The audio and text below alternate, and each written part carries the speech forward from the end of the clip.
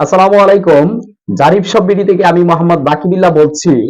আপনি যে ছোটবেলায় আখের পাউডার লাল চিনি খেয়েছিলেন, সেই স্বাদে কি আমরা সেখানে আপনাকে ফিরিয়ে নিয়ে যেতে চাই।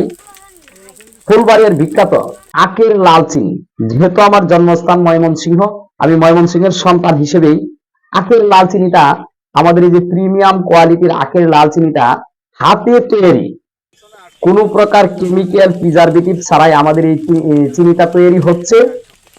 আমরা এই চিনিটা দিচ্ছি 3 কেজি, 5 কেজি, 10 কেজির প্যাকেজে।